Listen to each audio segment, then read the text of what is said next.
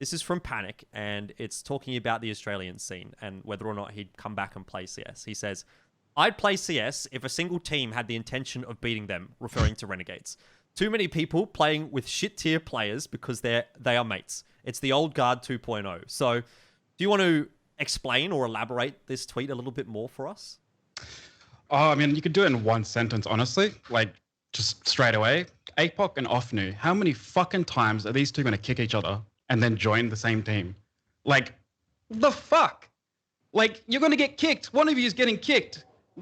It's going to happen. 2 months, 3 months, whatever. One of you is already kicked. You just don't know it yet.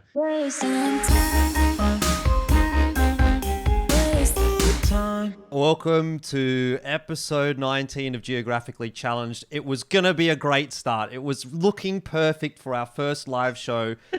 And then Pilski had to go and do us like this by ruining his camera. Something to do with his internet has broken. But otherwise, it's not a bad start to the first show. So I don't know, how this is going to go. This is the first time that we're doing it live. So if you're in the Twitch chat, let me know. If there's an issue, we'll get through it as we go. If you're watching this on YouTube, go over to the Twitch channel and follow there because we will be streaming live from now on if this goes well. Twitch.tv/Elfishguy11. Links are in the description below. But it's great to welcome you guys all to another podcast. And obviously, we've got Pilski and Bleh back here once again. And, nothing really to cover there. But, of course, we do have a guest today, and it is Panic, who apparently hates conkies. So you want to let us know what's going on there? I've just known him for too long. And honestly, since the day I met him, and just a piece of shit. Not a fan. Just not a fan. Just thought I'd let everyone know. All right. Well, that's good. So maybe that'll be a discussion topic for later on today, if we have time. How much we all hate Conky. Anyway, also, before we do start the show, I want to give a quick shout out to Stunner, Harry, and Hugo, who gave us a shout out on IEM New York. Really appreciate that. So thanks to those guys for helping us out with that. Anyways, let's jump into the discussions because we have quite a lot to talk about here, fellas. Now, unfortunately for Panic, things are going to start off a little bit slow here. We're mostly going to be talking about Asian Counter-Strike. But if you are here for Panic or to watch any... just nod along. It'll be fun. What he's here to talk about, you can jump down to the links. They'll be in the YouTube description. If you're on Twitch, maybe you just have to stick around and wait for a little while. But as he said, he'll be here nodding along, having a good time, and we'll get through this. So let's just start this one off with the PAL Fall 2020, which has just finished off. Now, Bleh, you were obviously involved in this, so we might look to you for this one primarily. And thank the fucking Lord, Vici has finally been able to find themselves a win over Tyloo. I feel like I'm finally vindicated with all of this Vici fanboying that I've been doing lately. So, I mean, that's like, I want to add that it's happening GIF. Or is it really it's happening, Blair? Or are we still waiting? Is that one result not enough to get you excited yet? No, it's not happening yet, Jordan. So, just Kamitada's there. I feel it's a great win. I mean, it just took them 14 series, like 14 best of threes. Best of fives included to take down Tyloo, but they did it in the end. And more importantly, they didn't choke in the finals. They had everything going for them. They had a map advantage. They beat Tiger 3-0 in the finals. Crazy comeback in Inferno as well. They're looking good. They're really looking good. But I feel like the entire story of PAL is about Tyloo. I think this is the best thing to have happened to this team, to lose not just to Vici, but get trashed by Tiger as well in the lower bracket finals. And hopefully... They did send out a tweet a couple of days back saying that, we're going to be kind of like looking into what went wrong, why we fuck shit up. I'm like, it's kind of obvious where you guys are shitting the bed, but, hopefully it makes them kind of approach this game like you're supposed to, not just relying on 5 lunatics running around clicking heads through the smokes. Okay, Pilski, what about you? Are you happy to see this at least? Let's be real, that Vici and Tyloo game, the best of 3, that's about as close as it could have possibly gotten. I think all of the maps went to 30 rounds, didn't they? So even then, it's not really a convincing win. And they didn't even get a rematch with the 1 map advantage into the grand final over Tyloo there. Obviously, Tyloo fell to Tiger, which was I would say even more of an interesting result, considering that we don't really know what's happening with that Tiger roster or whether some things are shuffling around in the Mongolian scene. After a quiet couple of months, earlier on in 2020, the Mongolians were doing pretty well, actually. And I was thinking that they were going to start to rival China for being one of the best nations in the region, maybe sort of fulfill the Thailand spot that we had last year or the year before it or whatever it was. But I thought that was quite interesting to see Vici in a Tiger grand final, and not surprised to see Vici beating a team that they should be beating in pretty convincing fashion. I would say there was a close map or two in there, but I guess it's a little bit interesting as well that Tiger has had this pretty reasonable result after a string of really bad results on the cusp of UrCast leaving. That's something that we'll talk about a little bit later on, this whole NG roster that seems to be going on. Not exactly sure what's happening with UrCast because nothing is confirmed, but it definitely does look like he is going to be leaving Tiger. So I don't know if that's like maybe a last hurrah for the boys and they've just sort of thought, okay, well, fuck it, there's no pressure. I mean, similar to what happened for 100 Thieves when I guess now they know JKS is also leaving. Bleh, I mean, I don't want to go into all these topics. They are the juicy topics just yet. I want to keep focusing on Power Tournament 2020, Power Fall 2020 here. You sort of seem to want to shit on Tyloo a little bit because they had some poorer results. I feel like you haven't really unleashed yet. Is there anything left in the tank, or are you kind of just like at a I don't really care too much sort of a situation right now? Look, man, because they are still number one in the RMR rankings, so they are just by 88 points, right? And I'm sure we're going to have another RMR event happening before whatever the next major is, and there is a real opportunity for Vici to get that win. It's kind of weird. I'm in a spot where I want Vici to make changes. Now, with them winning this event, they're not going to be making any changes, right? They're still going to have Admin as an in-game leader, which I feel like it's high time. So it kind of wanted both teams to lose and maybe Tiger to win, which wasn't the case. Vici have won. Congratulations, great job, happy with Kaze and Jam Young, but changes need to be made in their team if they want to be an international contender. I still say, sit out Advent, make him the coach. Make Zoking the in-game leader, take out Almond, get in flying, get Freeman out of his bench. Boom, you have the number one team in the region. That's a team Tyloo can't even beat. Like 9 times out of 10, that team's going to beat Tyloo, given a couple of months to practice. But because of the one, they're going to be sticking around. And for Tyloo, here's the thing. Who's there in that team to kind of rally the forces and be like, all right, guys, time to take things seriously, time to approach this game in from a different perspective? There's no one there. They don't have I think Kings is the coach right now. I don't think he's really done much for the team. I know the guy's a veteran in the scene and all of that, but he really hasn't done much. I think it's RYK, actually. Last time I talked to Jack. Okay, all right. He hasn't done much either, right? And then you have Summers, an in-game leader. Look, let's be real. Summers in IGL is nothing too special. He can do some basic calls, they have a few set strats there, but there is no style to Tyloo. It's Danking getting an A, somebody pushing through a smoke, attacker dropping a 40 bomb. That's how they win games. And it's just not ideal. It's just not sustainable. So at one point, they need to realize something has to change. And honestly, I don't know. I wouldn't change any of the players. I think the players are really solid.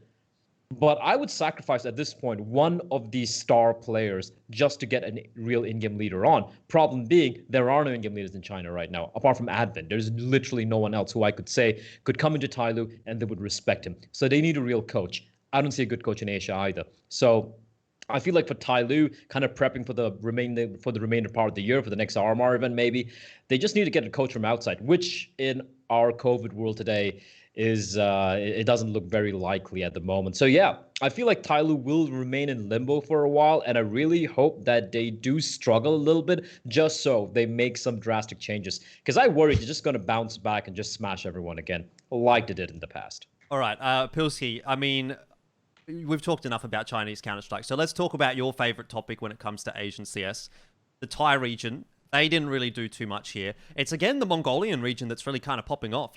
Tiger gets themselves a top 2 finish. This Checkmate roster, who the fuck even are they? They've been around a little bit, but they've never had a result like this, making it to 5th in the regular season. And then, obviously, they did go out in playoffs, but they performed relatively okay, I thought. And unfortunately, Beyond and Sigma haven't really impressed all that much. So it continues to beg the question, why does Beyond keep getting all these invites?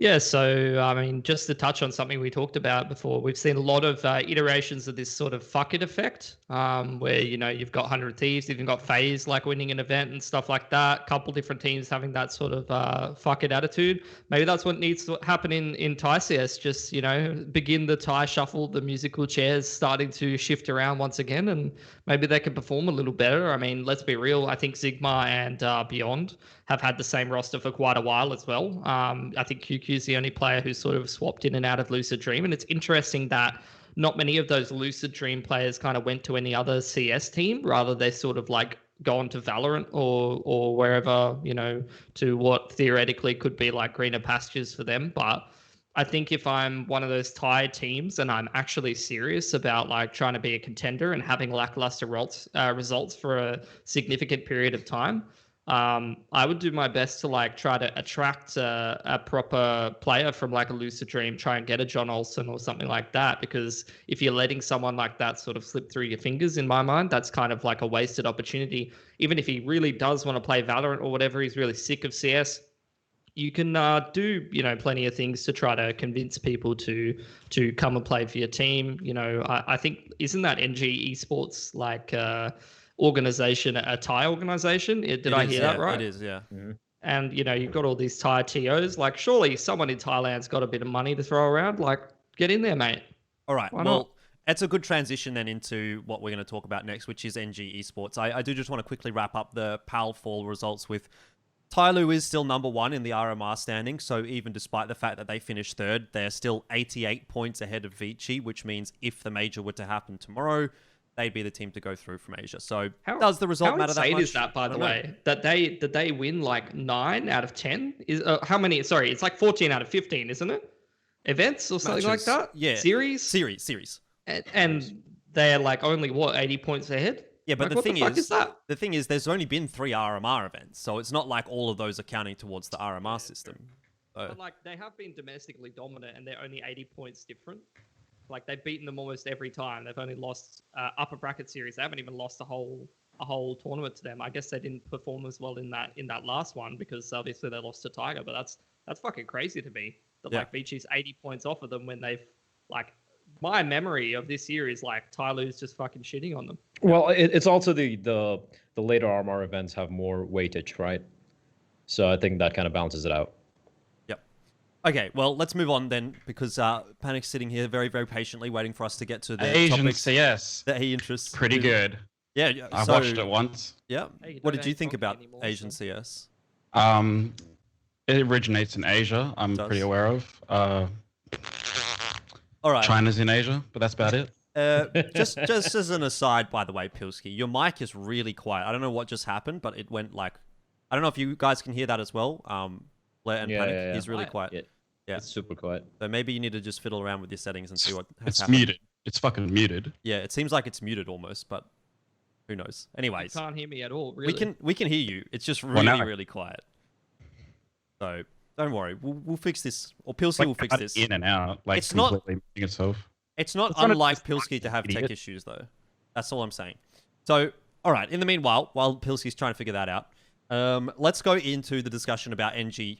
Now, Blair, I know you're going to be a big fan about this one because you really liked BTRG, and this team is so far starting to shape up like BTRG. Now, for anyone that hasn't seen, thanks. NG is a new roster. It consists currently of Impression and Zine. Those are the 2 players that they've signed.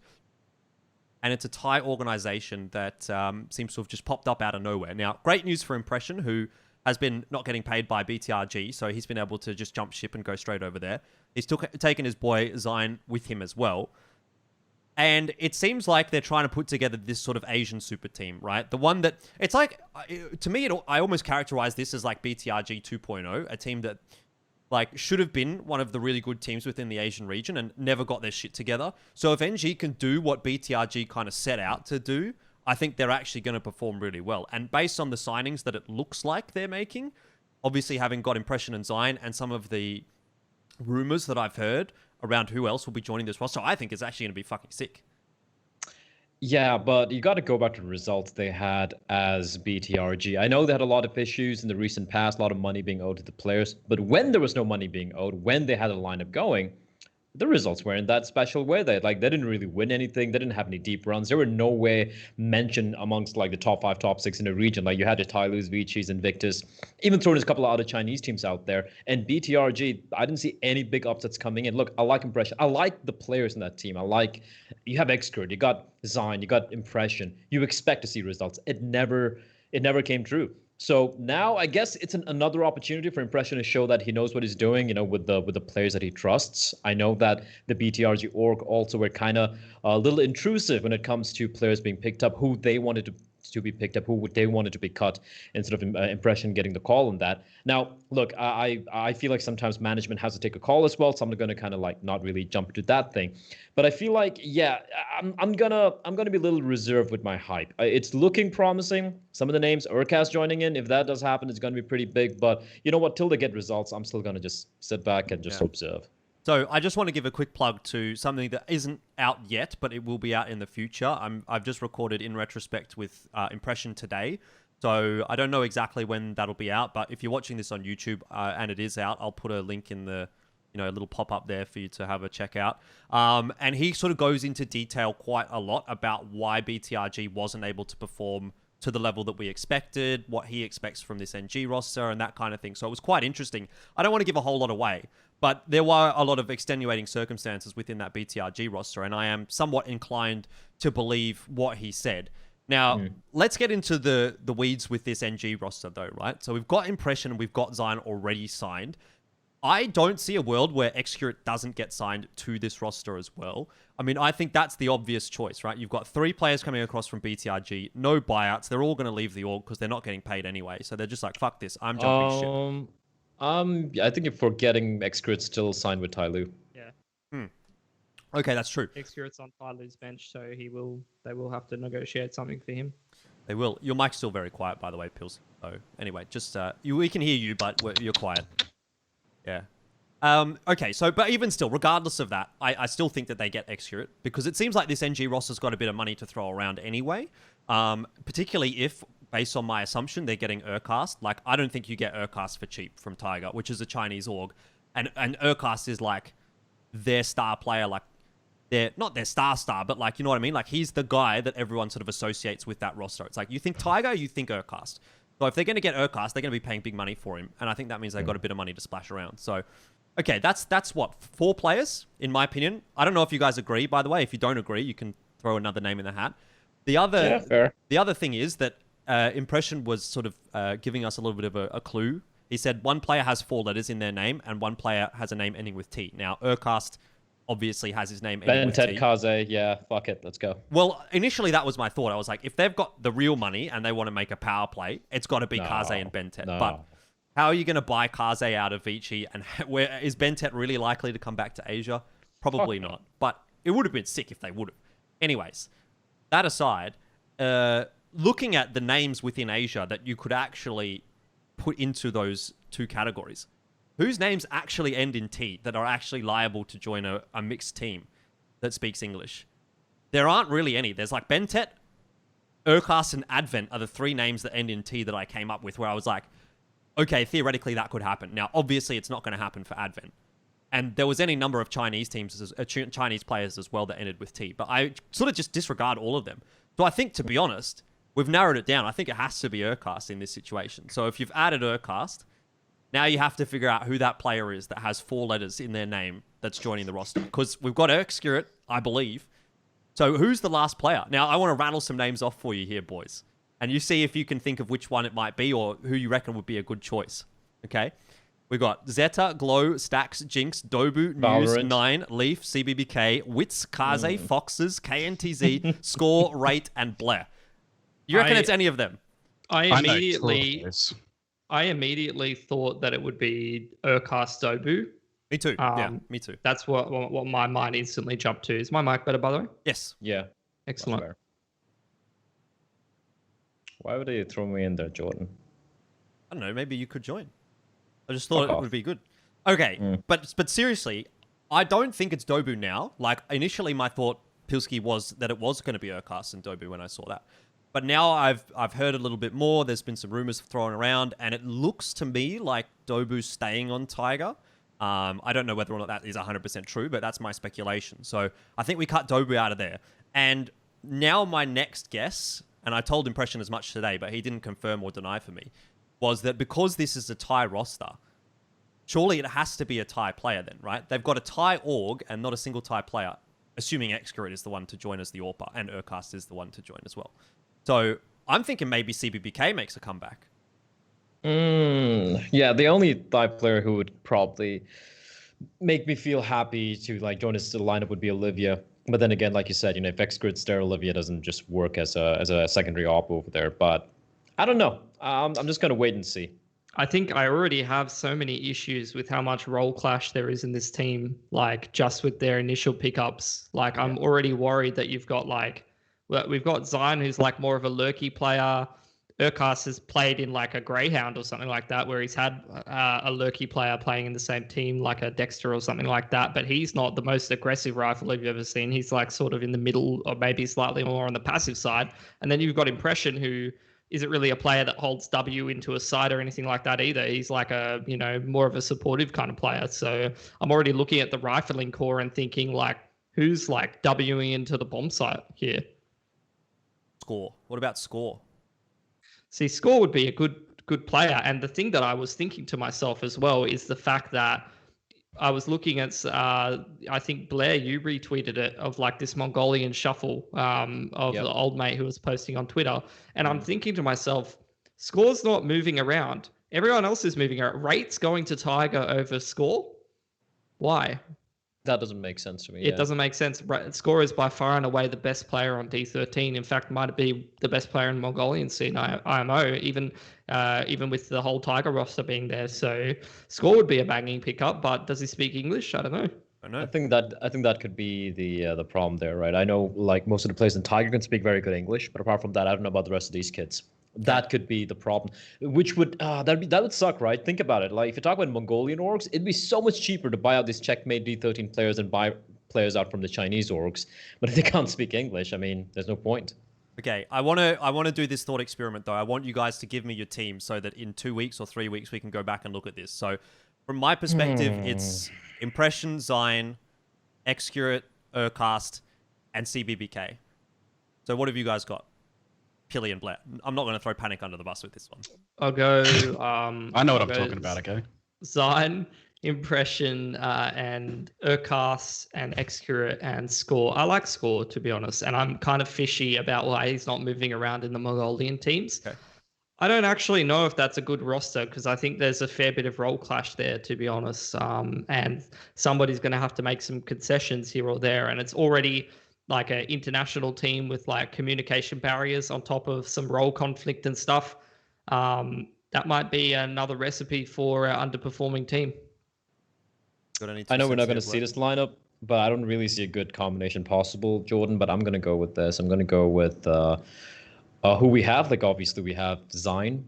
We got good old Impression. We got Urcast, seems to be almost confirmed here. I'm going to throw in Olivia. I'd love to see him play in that lineup.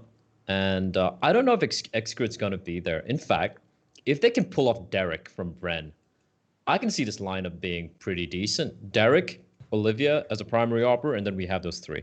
Yeah, okay. There we go. Interesting. I like that. I mean, I think Olivia is definitely someone that's sort of been plugging away a lot in the Thai region and hasn't had the success that maybe he deserved. Anyway, let's move into something that Panic might be able to talk about here. He's been very patient. I know Chinese. Okay, yes. Well, give us your team. I'll pick a team right now. I'll pick a team. Go. All right. Cunts. Yep. Because it's just hilarious. Talking about KNTZ, by the way, not Cunts. No, I'm not. Urcast, because Urcast. Yep. We'll put Glow in there so we can glow up Urcast. The 2 question marks you've put in, probably a good player, and Dobu. And Dobu IGL. I don't know what he actually does, but he'll be our IGL. I think you've probably got a pretty bad team, if I'm being honest with you. Yeah, well, you don't know anything, so... Okay, so... Well, the worst part about it is that's probably a better built team than some of the actual teams we've seen in Asia, so... Okay, well, that's just toxic, so... Yeah, that is toxic. Next, you're going to start saying something about Panic's hair. Like, come on, man. Can you just lay off? There's nothing you can say that I haven't said. All right. Shit. let's go into this false ban wave thing in Asia. Now, this is like a whole fucking shit show of a situation that probably deserves its own video anyway. But just to recap for anyone that hasn't seen what's been happening here, basically, there's been a bunch of players within the Asian CS region scene that have been basically banned by Overwatch. It looks like they've been Overwatch banned, and then it's been 24 hours later, it's a back ban. Been turned into a back ban. So the names that are involved in this so far are Neff and Spiels from Huatzai, Genius from BTRG or ex-BTRG, Cigarettes, who's the Thai streamer and the old pro that we used to like watching. He's a big fucking deal, by the way. He has like 300,000 followers on Twitch and 400,000 on YouTube. So surely that's got to be making some waves. And then Chris Mack, who is also a Chinese streamer and a former pro as well. So those are the 5 guys that I've seen. And obviously, if there's 5 pro or quite high-rated players, there's probably a fuck ton more guys that are just affected by it if they're just playing normal pugs, I guess. Now, the reason why this seems to be happening, based on my research, is that it's something to do with streaming and playing on 5e play that seems to be the issue. There's a really good article that's actually been released by AFK Gaming. I'm going to put it in the Twitch chat. I'm going to put a link to that in the description as well on YouTube. You can have a read there if you haven't really seen what's been going on with this. But it seems like a major, major deal. And it is even so far as to, like, so bad as to go to the point of Huatzai being disqualified from Funspark Ulti 2020. Now, let's be real. They weren't going to qualify. They're not a team that's going to be of that caliber. But they at least deserve the chance. And the fact that now they've had 2 of their players, quote-unquote, vac banned, they pretty much had to be disqualified from this tournament. Like, there's nothing else you can do. So, look, Panic, I'm going to give this one to you, all right? I know that you're a player that has played quite a lot of almost pro CS or semi-pro, whatever you want to call it. Maybe pro. We'll see. We'll see how far we want to stretch that. Okay. But if you were in this situation, all right, and Valorant didn't exist, like, because I know you're just going to say, oh, I just go play Valorant. Like, I don't give a shit about CS anymore. So let's just say it's a year ago or 2 years ago. What are you doing in this situation if you've just received a VAC ban and, like, no one seems to give a shit? Because bear in mind, this has been going on for, like, 2 weeks now. No one cares. What can you do? Like, honestly, like, it seems like heaps of players have tried to reach out, and if it is something to do with the client, you think like the people that like run the client and maintain it would have some sort of avenue to speak to Valve. I know, like, when I stream though, since this update, Faceit does something weird and makes it launch an untrusted or something automatically. So it is doing something to avoid that. So it sounds pretty believable that that's what's happening and what's causing the bans. But if the Valve is like notoriously hard to contact, like, as a player, like, what really can you do apart from sit there and just pray? Especially if you're in a team and like salaried and like that's your livelihood, you're just kind of fucked. Yeah, like a few of these guys are salaried and a few of these guys are living off of Counter-Strike. So particularly Genius, who basically just was like, what do I do? Do you have anything else to throw in here, Bleh? Like, I will just, by the way, say that the players have reached out to Valve. I don't know if I said that before, but yeah, they definitely have. It reminds me of like how many some people say like, oh, if Valve haven't replied back, you're probably deserve their back ban, you're cheating, which is all complete garbage. Because if you go back to this, there's a Japanese player, Shirley Asta, who was back banned in 2014, and he got unbanned a year and a half later. Overwatch banned as well. Like, there's heaps of people that have been banned. Yeah, there we go. But someone like Scream, way more high profile. These are like unknown guys. And one thing I know about like these third-party platforms, having myself worked in a third-party platform for CSGO, is that it's also kind of your responsibility. So 5e Play, that's a platform these guys play on, right? It's a Chinese platform.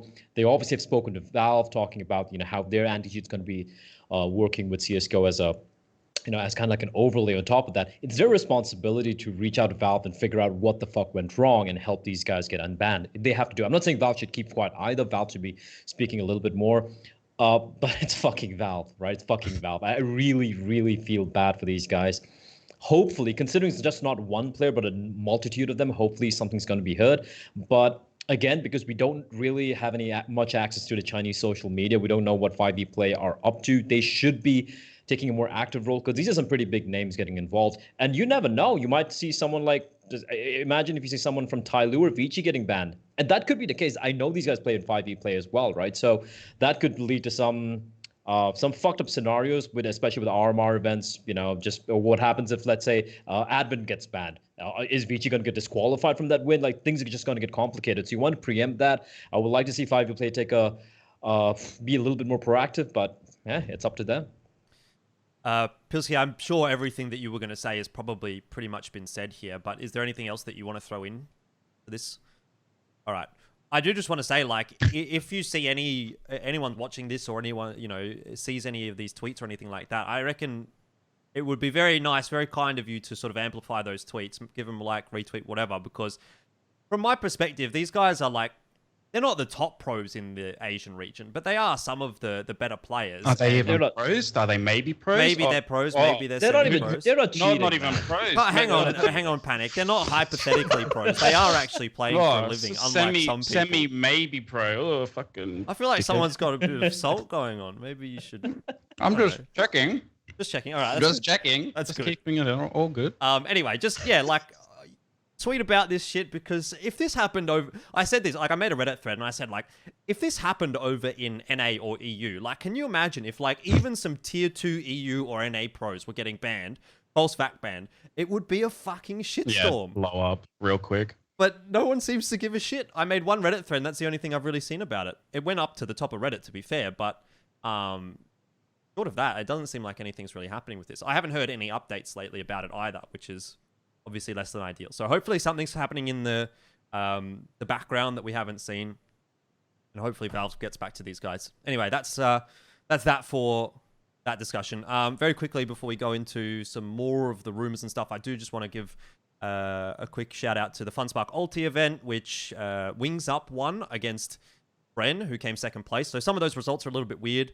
Vici and Invictus in third and fourth place. We're not going to have a big discussion about that because there are some more pressing topics to talk about today. But I just thought it was worth mentioning, since we've been covering it in the last couple of episodes, what happened in that grand final. So congrats to Wings Up for qualifying for the event that's going to happen in December that we definitely will be seeing in China on LAN, because I'm looking forward to that. DD, woo! Anyways, so this is where things get interesting. And this is where Panic really starts to be able to spread his wings. Okay, now you've thrown me under the bus. I don't, like, what if I don't know nothing? As we know, Red Bull gives you wings, Panic. And I know that... All right. So yeah, it was good. Go fuck yourself. All right. JKS to complexity. That's the thing that started this whole shitstorm. It's a double tap report that came out. Now, this isn't even confirmed, I don't believe yet. But it seems like it's like... I think it's 100%. It's like 99% confirmed. It seems pretty true. Yeah. It seems pretty true. So what's your initial thoughts then, Panic, on this? Like, you think that's a good thing for JKS? You think it's a good thing for ANZ Counter-Strike? Give me the whole shebang. Like ever since he's been over there, everyone's been saying, man, when's he going to join another team? I feel like that's what everyone's been saying. So it's probably about time. Like, he's been the best in that team for the entire time. So hopefully, like, he actually does good. And Complexity have been doing pretty well from all the games that I've seen, so could make a big impact, honestly. Well, I feel. Okay. Are you happy to see that happening? Like, even if it means the death of 100 Thieves?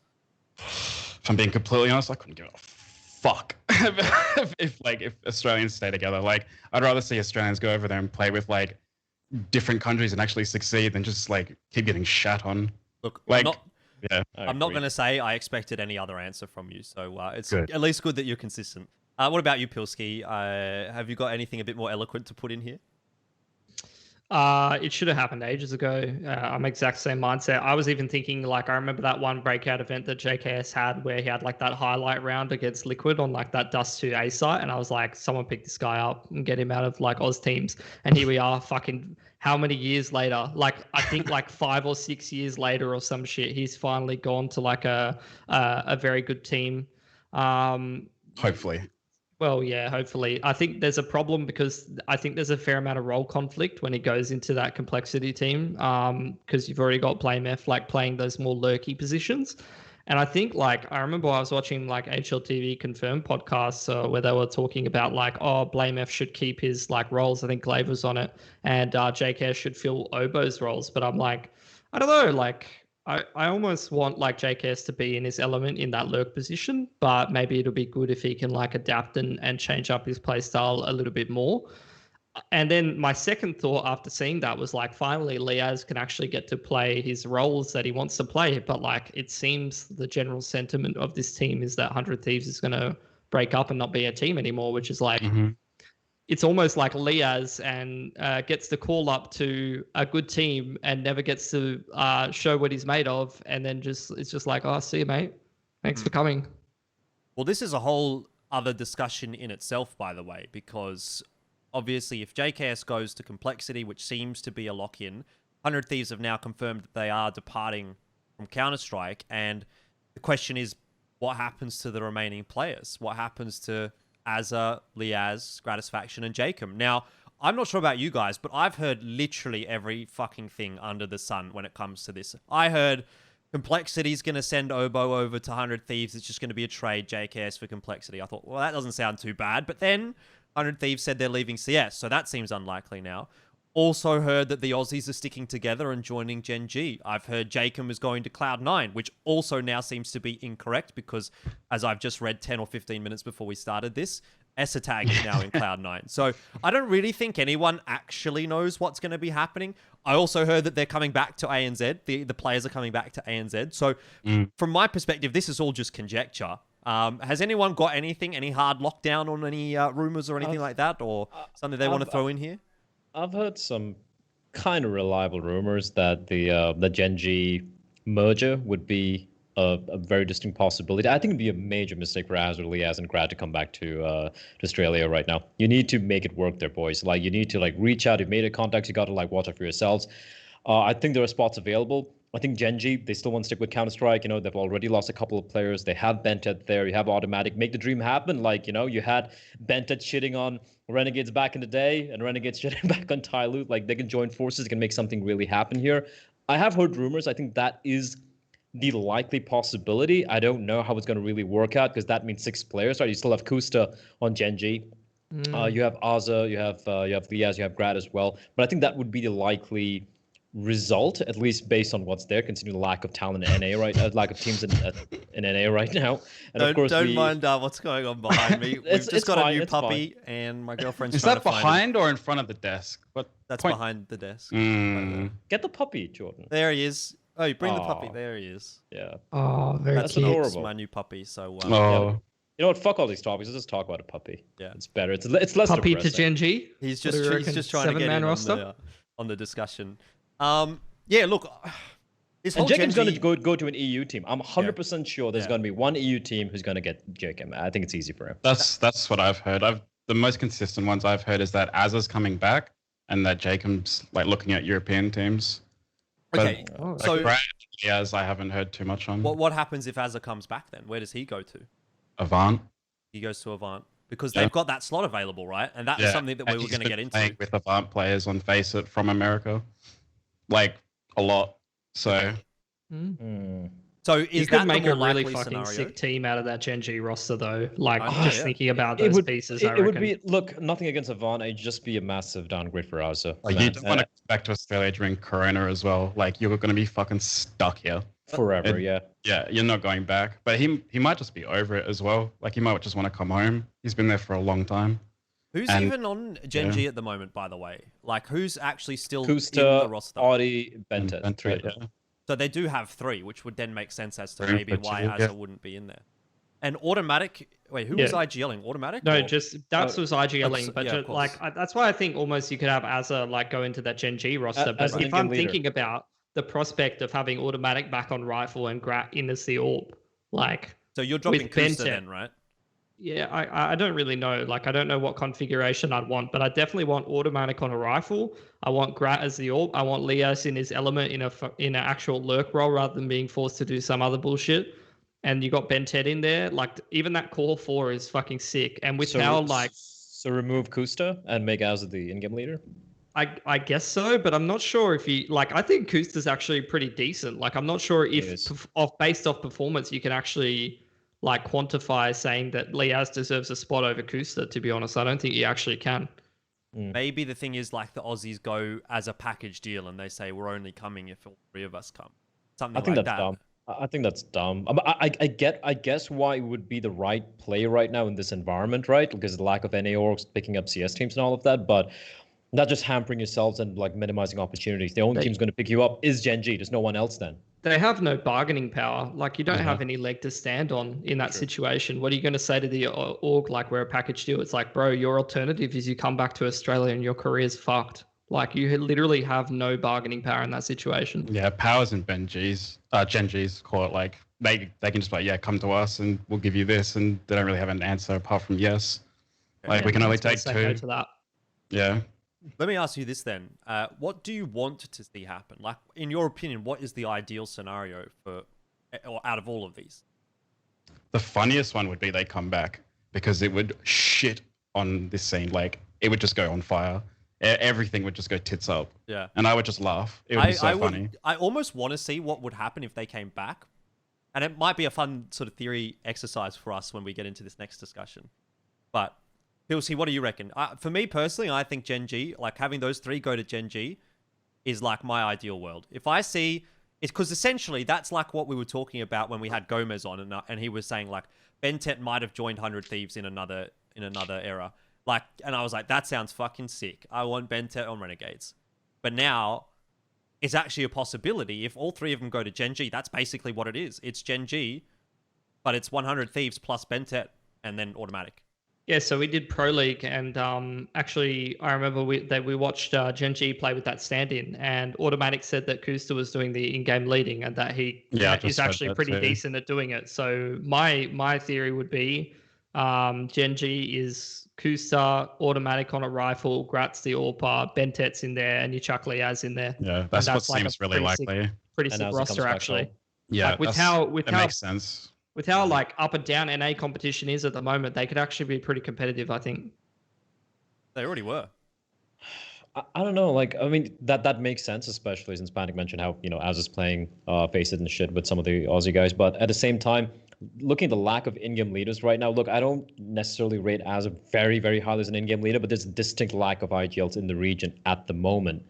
He could still leverage that, and as an individual, kind of fit slot into some of the teams which won't be the same caliber as a Gen G or even 100 Thieves, but some lower tier teams, which would still be, in my opinion, it would serve his career better than still coming back here right now. Oh yeah, for sure. Unless he wants to come back. Yeah. Like, unless it's just homesick and stuff like that. There's still a few things to consider here. Like, what about the Flashpoint teams that are still looking for players or rosters? Like, there's still a couple of opportunities there, I'd imagine, even if it means joining an EU team. Obo hasn't even joined a team in NA yet, has he? No, not to my knowledge. I thought Gen G were interested in him, or they should have been interested in him. So there's another player that sort of contends for a spot in a team that a lot of these Aussie guys would slot into.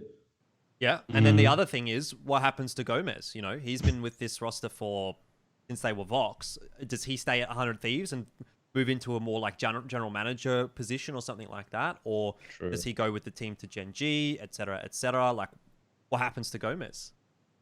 Can't really say. That one's more difficult, right? Because it's not like, well, if he's a player, he can just go onto this team. But I feel like he's the kind of guy that probably can, move into somewhere else in this 100 Thieves organization if that's what he wants to do. You also have Elmer Putty in that Gen G roster who is very familiar with all of these players. So he would know who he wants if he wants to build a team. It's not like some GM or coach who actually doesn't know the players very well. Like, he actually knows these players very well. It wouldn't be surprising if he leaned on like Australian choices as well. Yep. Like, rather than Obo. All right, well, I think that's pretty much everything we can talk about when it comes to 100 Thieves. Very interested, of course, in seeing what ends up happening with that roster, so we'll be following that and probably talking about it in some future episodes. Now we'll move on to the whole reason this episode exists, Pan1k, because it was a wonderful tweet from you. I really liked this one. I was like, fuck, that's a banger. We've got to get this guy on, see if he's going to unleash on the AU scene. And I don't think, to be fair, you really have yet, so I'm hoping for something good here. Now, I'll just read the tweet for everyone that hasn't seen it. This is from Pan1k, and it's talking about the Australian scene and whether or not he'd come back and play CS. He says, I'd play CS if a single team had the intention of beating them, referring to Renegades. Too many people playing with shit-tier players because they are mates. It's the old guard 2.0. So, do you want to explain or elaborate this tweet a little bit more for us? Oh, I mean, you could do it in one sentence, honestly. Like, just straight away. APOC and Offnu, how many fucking times are these two going to kick each other and then join the same team? Like, the fuck? Like, you're going to get kicked. One of you is getting kicked. It's going to happen. 2 months, 3 months, whatever. One of you's already kicked. You just don't know it yet. And that's just the same shit. It's just the same players being like recycled. And it was way worse with like Lightstep, PDG, all those players. Like that was like the real old guard where Australia was just getting shit on. But it's starting to happen again. Like it's just the same players being recycled. Like, oh, Soju doesn't work in any team. Let's fucking give him a go in ours. Oh, shit. He sucks. Like, no shit. We all know that. I don't understand why people aren't giving like new players chances. Like there's a lot of sharp kids that like are putting in effort, but no one picks them up. I don't understand why. It's like you're not getting paid, you're not winning anything. Why would you not take the risk? Yeah, this is actually a discussion that I want to have a little bit later on when we get to the Q&A. You know, some of the people that you might have had your eye on and that kind of thing. So we'll hold that thought for the moment, but I'll give Pilski the opportunity here to talk about this. Actually, no. First, we're going to go to Bleh, because Bleh, I know you specifically said you didn't want to talk about this, but I just want to get your like 2 cents very quickly on this whole situation, because as you know, Hugh went to Avant. Yep. Now he's back on Chiefs. Ofnu went to Chiefs. Now he's back on Avant, it seems. So for now, what does it look like to the outside? It reminds me a lot of the South Asian Indian Counter-Strike scene, and we all know how fucking garbage that is because of that. It's just this cycle because of no one knows that scene. That's how we know. Exactly. There we go. and no, it's true though, and it's the same old god. Like I know this guy. I trust him. It's going to work out this time around. Instead of none of the younger players being given a shot, and that's how talent just dies out. If that's the case, again, I'm not going to pretend to know too much, very in depth about the tier 2, tier 3 scene in Australia right now. But I did see a lot of pretty sharp young players when it was doing the OPL event, right? The Perfect World Oceanic League thing, the POL, sorry. And they saw a lot of like really, really sharp young kids out there. So if these players are just getting a cycling amongst each other every few months, and some of these younger players not being given any opportunities, I feel that's doing a big disservice to your scene overall. Yeah, like Forsaken was pretty sharp. I don't know why he didn't get picked up. He got picked up though. He got picked up though. He did. Now you got to be specific which Forsaken you're talking about. So. You know which one. You know which one. I'm talking about Indonesian. Okay, well, we'll just scoot right past that one because we've had enough Forsaken clickbait on this podcast already. I know. It's been like 3-4 episodes. Pilski, what is your opinion on all of these roster changes? And also, we haven't even talked about Blitz apparently being out of Avant. Now, I watched or saw, I didn't watch the game because fuck watching that. Last night, it was like Ofnu and Raz in the Avant roster, and I was That's like, another name. The fuck? I don't want to watch this. I just don't want to watch this. He's been kicked 17 times as well. What is wrong with these three? It's like an abusive relationship. It's like, oh, he's gonna kick me this time. He fucking is. I don't understand. I really don't. Oh, but whatever. This is going to be like the presidential debate. I'm going to have to mute Panic's mic so that he doesn't just like jump in and start raging again. No, I'm good. I'm going to mute myself. I ain't raging. I'm just saying the truth, man. Yeah, spit the facts, bro. That's what you're here for. To be honest, like, I don't know, speaking of presidential debates and things like that, I don't know if anyone's seen this skit that's like the Key and Peele anger translator. I feel like Panic's my anger translator, to be honest. He says all the things that I'm actually thinking. You think some bad man. Yeah, I have many thoughts about fungus from time to time and the various uses of it. But anyway, I mean, just to talk about Blitz for a second, I think Blitz is a big loss for any team, actually. I actually really rate Blitz. He's a little inconsistent as a player. He's like middling sort of performances, but I think he can actually do a lot of different kind of roles. And I think he is known as someone who has worked pretty hard in the past. I don't know about recently, but he actually does try to play proper CS. He does study his demos. He tries to do like a good thing for his team, no matter what team he's in. And he can definitely perform a lot of different functions. I think he hasn't been selfish enough. I think if he actually tried to play really well individually, he could actually be a star on any team. I even remember like sitting him behind him at certain LANs and just, you get a feeling when you sit behind a player at LAN or you play with a player who's like a special player and who's like not, because there's some players, yeah, they're fragging or they're dropping 30 bombs or whatever, and they're just completely silent. But there's some players who are really vocal and actually make like game-changing calls or actually care about winning and care about actually actively having a hand and taking responsibility and being assertive and doing things to try to win. Blitz is one of those kind of players. Like he's like a secondary caller, or if he's feeling a game, he can actually take over a game and make calls that will make a difference in a match, I feel like, which is a bit of a difference from a lot of other players who are just like, oh, I'm just going to play for frags, or, they just sort of go with the flow of the game plan or whatever. They're not critically thinking as the game is going on. So I'm a big fan of Blitz as a player. I think you're absolutely crazy if you're dropping him from a team. I think, yeah, you're absolutely out of your mind.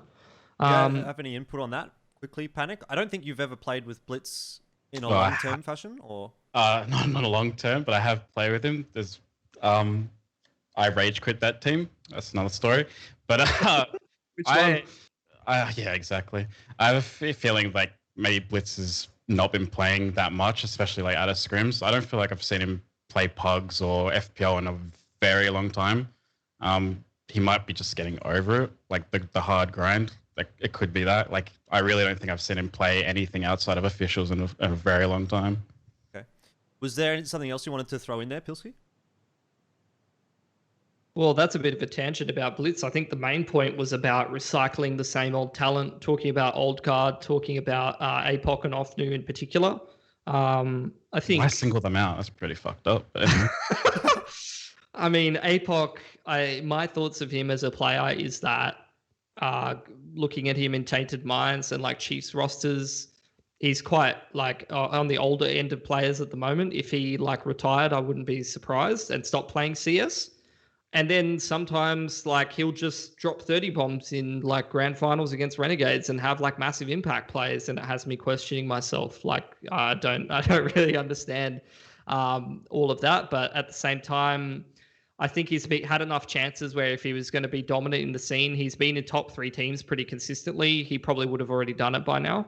And as for Ofnu, I'm going to say that I feel like Ofnu is a player where there's 2 different versions of Ofnu. There's like a version of Ofnu where he's like aggressive up short on Dust 2, like trying to shoot people with a rifle and trying to actually win a game. And there's a version of Ofnu where it feels like he doesn't give a fuck about the game that he's playing in, and he's just like playing a position and whatever will happen will happen. I don't know if you get that same thought, Panic, or not, but like I swear it changes from game to game. Yeah, I've heard he's really confidence based. Yeah, so like if he could actually like leverage his like aggressive play style and actually find an identity for himself, I would make the same argument for Blitz as well. These are like players where it's like if you actually fucking narrow in on what makes you good as a player and you actually embrace that play style, like you could actually be really good, I feel like. And the glimpses of potential that I see in some of your games, because we cast a lot of these guys' fucking games, Jordan. But you don't see it often enough, and I feel like these players, they don't have the identity or the drive. There's so many different factors, as to why you might not succeed in CS. But yeah, I think all of these players that are getting recycled in and out, they've been in enough top 3, top 4 teams. They played every competition. If they were going to do something to Renegades, similarly to what Panic said in his tweet, if anyone was going to take down Renegades, how many fucking comps has there been, And even Renegades has lost motivation from time to time, Truckers. It's not like they've been 100% on their A game the whole year. You can say truckers with attitude, Panic, but it was one game. I didn't say that. Yeah, who said that? I don't know. I just heard something in my ear. It might have been the producer. But, that was a pretty glorious game. We got a producer? We did commentate that one. Yeah, so I was a big fan. Me too. I enjoyed it too. We did. Does anyone else have anything they want to throw in for this whole AU shuffle thing, or shall we just move into the Q&A questions? Panic. I'm good. I did actually want to say, by the way, and I think maybe this is something that would be a Q&A. I don't know what kind of questions that they ask, but the last thing to throw into this whole thing, massive tangent, I know, is that exactly like Panic said, there's players out there who are actually pretty good at CS and pretty sharp in Australia. And I'm just seeing all these roster changes. I'm not seeing a player from Rooster go anywhere. I'm not seeing some of these players that are actually, like, in terms of fragging potential, have impact. And I hear all this shit about, X has a bad attitude or he wouldn't fit in a team or whatever. Dude, he's fucking fragging like a storm up against actual good teams. Like, you need to give players a chance. You know, you need to actually, rather than just recycling the same players, there is players that have actually got proven potential in the scene, but they seem to all sort of stick to the same cliques and don't try to actually actively go out and seek that talent when I can see that it's there. I don't know about you, Panic, or you, Jordan, who, you know, you guys would be the main two who watch a lot of these games, whereas Bleh, I mean, you might have seen some of these players from, I don't know if Roosters played in Perfect World or anything like that. There's definitely players there that show good performances, but you don't see them go to a Chiefs or one of these household names or an Avant. Yeah, it's an interesting concept as well, particularly touching on the point where you were saying like, oh, their personality might not fit, or they're just not like a person or someone that I want to play with. I also think there's like an element of these guys won't take it seriously until someone takes them seriously, if that makes sense. Like, if you're a kid that's sort of grinding away, maybe you're 19, 20, whatever, you're grinding away in one of these like 6th to 8th teams in ANZ, like, what reason do you really have for actually not being a shit cunt on Twitter? Or like, is there really anything? Yeah, but is there really anything on the line for you? Like, if people fucking hate you and don't care outside of, oh, they're not going to pick me up. But like, you know what I mean? Like, when you're a young kid, you don't really think about that kind of thing. And let's say you get picked up into Renegades or you get picked up into Order or whatever. And then there's something on the line. It's like, oh, if I be a real fucking dick, I get kicked out of this team and that's like my career done. I think it's like, you kind of have to have the carrot on the stick almost. And I heard a rumor after Chelios like went to his first LAN and just kind of just shat on people in the first game, and everyone was like, "Oh, okay, maybe he's not a cheater." Because remember, Chelios pretended he was 40 years old and all sorts of shit. Like, no one knew what was going on, and he showed up he was like some little kid. Yeah, Chelios contributed to me quitting CS like pretty heavily, to be honest. Yeah, I'm sure a few people could say that. But I heard there was a rumor of him going to Greyhounds, and he said no. Yeah. Like, I don't know if it's true or not, but like, I have a feeling that team, like majority of those players, are just happy, like pracking a little bit, playing, winning some games, and just like having fun together. But there's definitely players out there that are like grinding and trying to be the best. I've also heard rumors about Chelios and I think Netix going to like some South African roster and stuff like that. So like, who the fuck knows what's really going on? I've spoken to a lot of the Greyhound guys. I've done my in retrospects with them, and they've never mentioned Chelios. Now, whether or not that's like an unspoken agreement that they've just said like, this is not something that we want to discuss publicly, or that actually didn't happen. Which, like, to be fair, there could be, like, I can imagine any number of reasons why they wouldn't want to talk about certain things publicly. But they have been reasonably frank with some of the other roster changes, so I don't know why that one would be any different. Anyway, we'll talk about some of this Q&A stuff, which I think is going to be pretty fun here. Now, I don't know if you've read these questions already, Panic, or not. I had a quick breeze, but I didn't like think about them too much. And fluid. Yeah, and for Bleh and Pilsky, if you have one that you want to throw in here, or maybe for the people in Twitch chat as well, if there's a question that you want to ask within reason, once we get to the viewer questions, we'll potentially think about putting that in. So the first one is Panic, and it's directly related to you. Now, I want to get some context and give you rather some context from my perspective, is that I think you're an amazing player. I think that you, as an individual, really seem to perform. Not pro though, not semi-pro, but yep. But this is the thing. This is the thing, though. It's like, but you've never really been able to break into one of those pro teams. Like, you were in a few of these sort of mid-tier teams. Look, let's be real. They're not top 4 teams, you know. So Renegades, so easy. But, no, by the way, same. Panic, just for your own reference, Jordan also shat on me pretty heavily. Although I was a much shitter player than you. Okay, for sure. I remember when I started casting, Jordan's like literally like, oh yeah, you were on Avant, and they were like pretty shit team, and I don't even know who else you played for. You're fucking dog shit. They were. All I'm saying is, why haven't you ever been on Order, Avant, like? You were on Avant at one point, but you know what I mean? Like, why weren't you on some of these top teams for a long period of time? Why are you not still playing Counter-Strike at the top level? Because I think skills-wise, you could do it. You know what I mean? I think there's, like, honestly multiple answers, like, depending on when you, like, ask that. Like, I used to be a fucking dick, like, just straight up. Like, I would go into ESEA pugs when I was not known, like CGA, and I would scream at people, like just scream at people. You know, like those videos we see, like, man, this guy's a fucking nutter. That was me because I'm losing like 2 RWS, like just losing my fucking mind.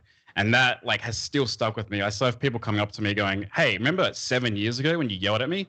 no, I fucking don't, but he does. And like, there's a lot of people like that do remember like a lot of the things I said, and a lot of it was fucking heinous. Yeah. That's definitely not helped. Like, I know there's a lot of people that still think I'm like extremely toxic. Like Pili probably has some stories from when I played with him. Like I was, but like recently, I've like got into a few teams and they just haven't seemed to work. Like Avant, for instance, I think I just got kind of unlucky. So we moved to this house and we didn't have internet, and I'm playing off mobile data that wasn't working. So basically, every scrim I'd come into, I'd have 500 ping, and so for probably like 2 weeks, I probably just sounded like the most depressed cunt. Like, because I'm just sitting there for like 3 hours on 500 ping doing it nothing, and like I didn't want to be there, like, just straight up. But the only one that I kind of like question mark is Ground Zero. I'm like, when me and Zamp left, like I didn't really see that I was going to get kicked, and I offered to AWP for them as well. But also, like all the rosters I've left, I don't think any of them improved after I left, or after I got kicked. Well, that's the other thing. It's like, that's why I always look at it. I'm like, why are you not being able to stick in these teams? So is it almost part of like what I was saying before, in that at least maybe your negative personality from previous, I don't know how to phrase this properly, but that has kind of followed you through your career, and there's just a few players that have kind of like blacklisted you and negated some opportunities. I think I'm definitely blacklisted by some. But I've been thinking about it like recently as well, like basically why the fuck am I getting kicked or like not finding new teams? And I played with someone recently in a team, and they just sounded so emo, and it made me want to just fucking quit. And I know I can sound emo just because, like, especially in prac, like, because I don't want to just like hard out every single day. Like, I'll just be quiet, and it probably just sounds like I'm depressed. And if that's what people feel like, then yeah, they're not going to want me in because I didn't want this guy in. But also, like, trying to like negate how toxic I was, I started taking like a lot of ownership for my mistakes. So basically, like every round I'd be like, oh, I fucked up here, I fucked up there. And I thought about it, I'm like, man, if some dude's every round going, hey, I fucked up, and no one else is taking ownership, it probably sounds like I'm the reason why everything's going wrong. So now I just lie and say nothing happened on my side, and just, that's what I'm going to start doing. But it just like a multitude of reasons, I think. But I think I am blacklisted from a lot of people.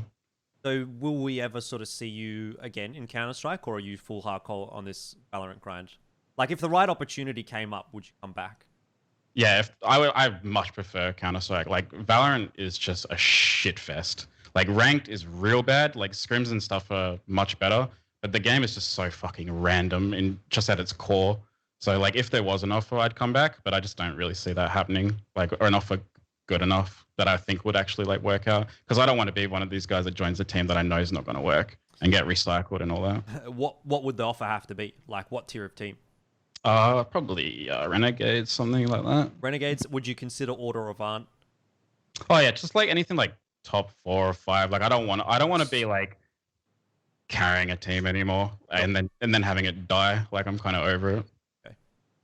All right, well, give us your opinion then on what is required to improve AU Counter-Strike or to save AU Counter-Strike, because it seems like you're someone that's sometimes fairly disenfranchised with the region. Well, I mean, I'll stop doing these dumb roster changes for one, but like a lot of people don't play the game outside of prac and officials as well, and a lot of them also don't work or study, so I don't really know what the fuck they're doing with their time. Like you have like a few players that are extremely dedicated and staying in servers and stuff like that, but there's some that just don't touch the game outside of it. They have like 50 hours of Fortnite, which is just like, that's not even enough to maintain how good you are, in my opinion. Like 50 hours of Fortnite isn't going to keep you at like a good level, especially if there's someone grinding like 200 a Fortnite, like some young kid. I think like it's just the same shit over and over. Like you're screaming the same like 4 teams because everyone blacklists the lower ones and everyone knows what each other's doing, except Renegades who just pull out all this new shit like non-stop. But like people don't play off each other as well. Like it's real individual based. So like when I started versing Renegades, like when they were Greyhounds, like I was just like, fuck me. They're just always together, always trading each other. Like you couldn't do anything. And they still play like that, but everyone's still kind of, every other team's still really individual based. Like it's no one plays with teamwork basically, I feel. And you've seen it. You cast all the games. You've seen some shit fests. Like yep. The team looks like they don't know what's going on, and it's probably because they don't. All right. Then maybe onto a more positive topic. We were talking about this a little bit earlier, and it's in relation to obviously all those roster changes. You know, you said you wanted to maybe see a few players that would step into these roles that are being kind of gate-kept by like the boys club, so to speak. So who are those up-and-coming players that you would like to keep an eye on, or you think that we should keep an eye on? Like off the top of my head, like going back to Rooster, I think ASAP is really, really good. And I think ASAP's in the mindset of like wanting to be the best as well. So I don't think if he got an opportunity, I don't think he would stay with Rooster. Savage as well is like coming up pretty quick. He's just like kind of popped up out of nowhere in pugs, and he's getting noticed real fast. Those two are probably the ones I'd keep my eye on because they have like good communication and dedicated, and they just play non-stop. So like they want to play the game and they want to be the best. I feel those two. Okay. Like Vexite is obviously another one, but he's been picked up. But like those two would be the next, I'd say. Yeah, I was going to say, like, were you buying into that whole Vexite hype? Vexite's good, but they were acting like he's going to come in and they're going to become the best like overnight. But it's just no, like that's not going to happen. Like Vexite's extremely good, don't get me wrong, but like he's not going to be the one that pushes Chiefs over the edge. Okay, Pilsy, have you got any? I know this is mostly with Panic, but I feel like you're maybe someone that could throw some names in the hat here. Yeah, I'll chuck Panic in there. If I can chuck him in the hat. I've been saying that for a while, actually. I think even watching Truckers and watching like Ground Zero and stuff like that, every time that Panic's been on a roster, I've talked positively about him. Even after playing on a team with him, he's a good player to have because he's pretty switched on and he actually makes good plays and he understands the game. And all of his negativity seems to be, in my mind, at least from playing with him a long time ago, maybe like 3 years ago or something like that, seems to be predicated off the fact that he actually wants to win rather than just being toxic for no reason. He gets frustrated because he wants to win. That's my perspective on it. As for other players, I think, Rooster, I was going to say ASAP as well. ASAP's always top of mind for me. And I think that's really important when you come up with players, is that who's actually top of mind for you it's the most important thing. Like you can go for like a roles-based approach if you want to pick up players and things like that. But I think in the AU scene, like talent is really important. If someone's top of mind for you and they're a player that instantly jumps out, especially if they haven't been picked up, like someone like ASAP, how many months has been sitting on Rooster, and there's other players on Rooster as well. I'm pretty cooked at the moment, so I could come up with a better list if like you actually made me some of those Truckers players as well, like a PZ or something like that. I think actually similar to like a Vexite in my mind, I think someone who could fill like a decent role on one of these top teams is like a Ruffleco. Just from watching his games, I actually think he's a pretty decent role player. Don't get me wrong. He's just not going to quick about Ruffleco. He only learned how to sidestep like a couple months ago. He didn't know ADing was a thing. Throwing him under the bus. God. Only a couple months ago. This year he learned that. So that's why his rating jumped up, because he learned how to fucking move. Did you teach him that, Panic, or did someone else? God, no, I'm not teaching people. I want to be the best. Or everyone else under the bus. That seems like 100%. I'll throw it at Blair actually, because he's watched a couple of these perfect world leagues. Which actually, Blair, no, really though. The reason why I'm throwing it at Blair, and there's a good reason for it, is that me and you, Jordan, we cast every fucking 4-team tournament outside of ANZ champs. 4 teams. We only get to see the same rosters that are getting recycled with the old guard every time. We don't get to see the new talent actually that's probably unless we watch ANZ champs. That's the only tournament that we actually get to cover where we do get to watch those decent players play. So the people with their finger on the pulse is people like Blair, if he watches Perfect World, MDL people who actually follow AU MDL quite a lot, which I don't know if anyone in chat actually follows that. Probably would, or the players themselves. Those are the 3 people that you're actually looking at. If you ask me and Jordan, we're probably going to recycle the top 4 names at you, because those are the only teams we get to watch. We only get to watch top 4 tournaments a lot of the time. Yep. That was actually a great point, because I was just thinking about that. I was like, when was the last time I saw anyone outside of the top 4 actually playing, and I was casting it? And it was further ago than when Blair would have, which really just speaks for itself, I think. I can think of a couple of names.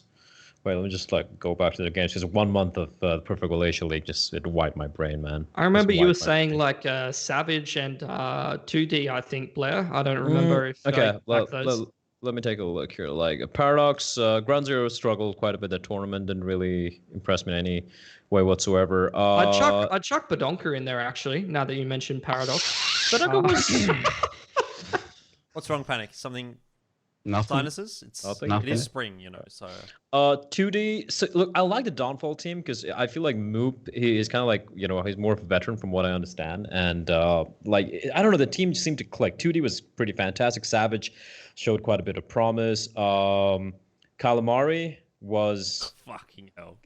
a little fun to watch. Let's put it that way. I think fun to watch. Does Blair even know the origin of Calamari? I don't think. Does Blair even know that? I do. Unfortunately, I do. Fuck me. Yeah. Look, the thing is, there were some names, right? There were some names which, who I was surprised. I'm surprised it's the same old the lineup changes. All these teams, they want to beat Renegades. I think that is the ultimate goal, right? You want to take down Renegades. And I don't see how that's going to happen. You still, like, you might have a great performance. Renegades just have an extra gear. They just go shift into this extra gear and they just shit on you in the final half or whatever in the grand finals. And I feel like you need to start looking for some of these young blood, mix things up and try and be a little bit more unpredictable, I feel like. And I have to agree with you guys. This is very reminiscent for me of the Asian scene to a certain degree. When you talk about even the Chinese scene, at least you're seeing some new players getting picked up right now. We saw like Vici getting Jam Young and whatnot. But a few years ago, it was the same old fucking shit. It was the same old 15 players getting cycled around. Tyloo was still shitting on everyone. So yeah, I mean, at one point, you just got to admit that maybe we just don't have the manpower and you need to, look amongst this 5th, 6th, 7th, 10th place teams. Because trust me, some of those kids were very, very sharp for their age. One of the problems I can see in that sort of a situation is what happened to Immunity when they were nearly beating Renegades/Vox back in the early days of Counter-Strike Global Offensive, was that when you actually do start to unearth these talents and you start to put together a roster that can actually beat, let's say in this situation, Renegades, they're just going to poach the players because no one's going to turn down an opportunity to play on Renegades.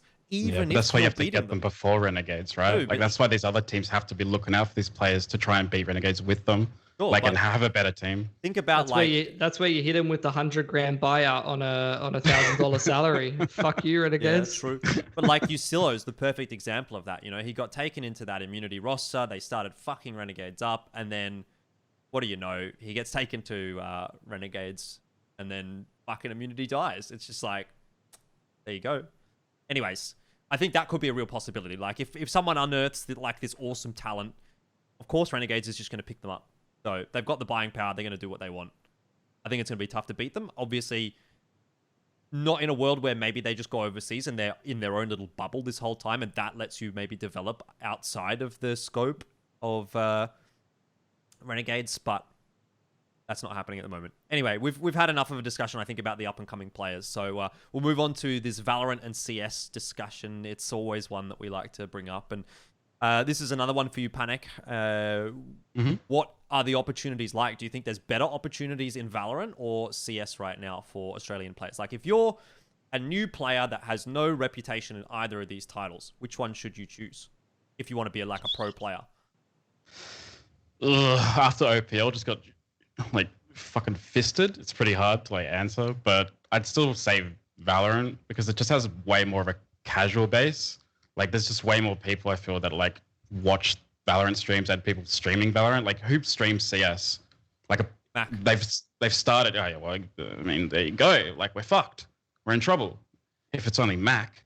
But heaps of people are watching Crunchy streams and things like that. A lot of people coming over from Fortnite. Tournament-wise, it seems pretty grim, but when isn't it grim here? But I in one of my tweets, I said, you need to stream, you need to have a base and a following. Otherwise, there's not going to be any overseas orgs that will come and take a chance on you.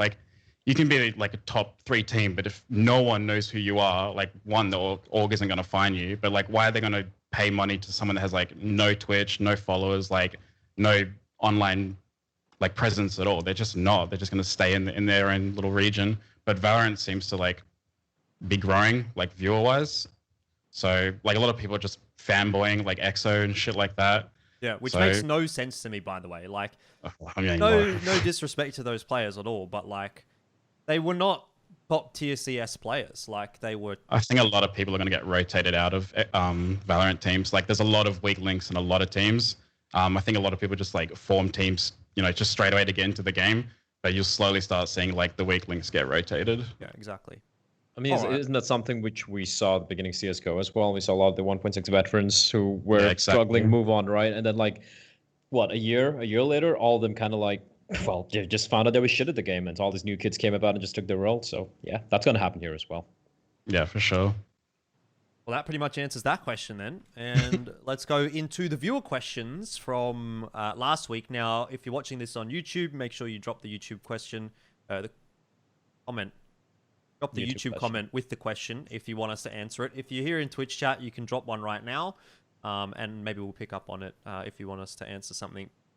Can be anything. Doesn't even have to be related to Counter-Strike. Okay, so the first question is from Murazrai. In fact, the first four even, fuck me. 4 questions from Murazrai. This guy loves asking questions. I will give him that. But he does ask some pretty good ones. So this one's reasonably interesting and something that we haven't really discussed so far, actually, on Geographically Challenged. And he asks, can Tyloo beat Renegades and Isarus Gaming? Now, I'm just going to go out and say, yes, they can beat Isarus Gaming. All right, that part of the question is done. I don't know why he asks about Isarus Gaming, though. Like, he should be asking about Boom, not Isarus Gaming. Maybe he likes Argentina. Isarus Gaming. Isarus Gaming is like Argentinian team, a South American team. But the best team in South America is by far and away Boom at the moment, which is like Bolts, Shiz, Cello, those kind of players. Yell as well. Like a Luminosity lineup from NA, if you remember, Panic. Yeah, I know them, but fucking Isarus, what? Exactly. Yeah, so they're not going to beat Tyloo. Let's just say that much. But Renegades versus Tyloo, how do we see that panning out? Now, personally speaking, I think... Wait, Jordan, did you say Isarus, or are we going to say Boom in this case? Because I think the question is kind of framed. The reason why I bring it up is I think the question is framed, can Tyloo beat the champions of the other major regions, which would be South America, minor regions rather, which would be South America and Australia, right? I think that's what the question is meant to be. Sure. Well, then let's say Boom, if that's what you want to go with.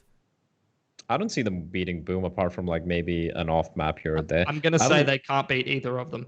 Yeah, I have to agree with Pili on this. Okay. All right. Holy shit. Easy. I guess we've got agreement from the boys, so that really means there's not much discussion, unfortunately, to be had. Okay, how about what do you think, Jordan? I don't watch enough of Boom or Isarus to say, to be honest. I'd like to vote for Tyloo just by virtue of being a bit of a fanboy, but I couldn't really say. So, personally speaking, I'm going to dodge this question as the host. I have that power. Tyloo versus Renegades, though. I want to lean towards Renegades with this one. Lean? I'm just going to give Renegades 10 out of 10 every single time. The Renegades are going to shit on Tyloo. Have you watched them play, Jordan? They're so bad. But the thing is, like... fucking own them. I don't know, man. I think the problem with this is it's not a debate of individual skill. Renegades is going to beat them for 2 reasons, or 3 reasons, I would say. Number 1, they have better leadership and a much, much, much better coach. And I would say, I mean, I don't know about Tyloo's practice, but I would say they probably have a lot more experience and have more structured practice. It's a lot more productive.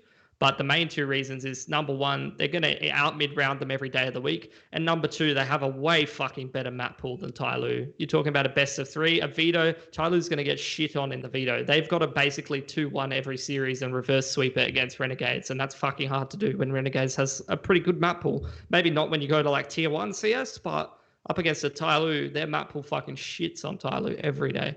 Tyloo will finally understand what it's like to be Vici Gaming playing against Tyloo, you know?